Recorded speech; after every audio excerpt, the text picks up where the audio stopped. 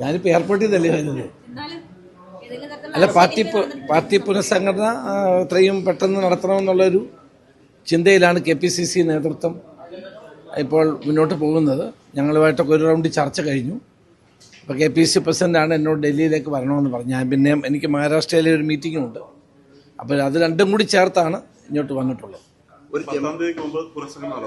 എത്രയും പെട്ടെന്ന് നടത്തണമെന്നുള്ളതാണ് ആഗ്രഹം. കാരണം പഞ്ചായത്ത് തെരഞ്ഞെടുപ്പാണ്, അത് കഴിഞ്ഞാൽ നിയമസഭാ തെരഞ്ഞെടുപ്പാണ്.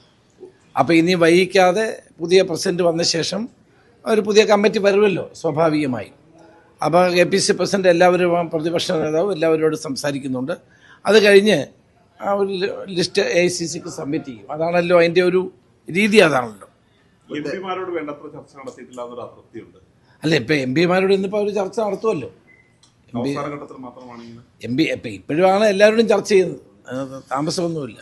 ഒരു തെരഞ്ഞെടുപ്പ് സീസണാണ്, ജംബോ കമ്മിറ്റി ആയിരിക്കും വരാൻ പോകുന്നത്. അല്ല, കുറച്ചു പേർക്ക് അവസരം കൊടുക്കേണ്ടി വരുമല്ലോ സ്വാഭാവികമായിട്ടും. പിന്നെ പാർട്ടി പ്രതിപക്ഷത്ത് നിൽക്കുമ്പോൾ നമുക്ക് കൊടുക്കാൻ കഴിയുന്ന ഉത്തരവാദിത്തങ്ങൾ പാർട്ടിയിലാണ്. അപ്പോൾ സ്വാഭാവികമായും പാർട്ടിക്കകത്തുള്ള ആളുകൾക്ക് വേണ്ടത്ര പ്രാധാന്യം കൊടുത്ത് പാർട്ടിയെ നയിക്കാൻ കഴിവുള്ളവർക്ക് ചുമതല കൊടുത്ത് മുന്നോട്ട് പോവുക എന്നുള്ളതാണ് സാധാരണഗതി സ്വീകരിക്കുന്ന സമീപനം. ഏതായാലും ഒറ്റക്കെട്ടായി ഒരുമിച്ച് ഒരു പ്രവർത്തനം മുന്നോട്ട് പോകേണ്ട സന്ദർഭമാണ്. കാരണം പഞ്ചായത്ത് തെരഞ്ഞെടുപ്പ്, അസംബ്ലി തെരഞ്ഞെടുപ്പ്. അപ്പോൾ അതുകൊണ്ട് എല്ലാവരും ചേർന്ന് നിന്നുകൊണ്ട് പ്രവർത്തിക്കണം എന്നുള്ളതാണ് നമ്മളെല്ലാവരും ആഗ്രഹിക്കുന്നത്.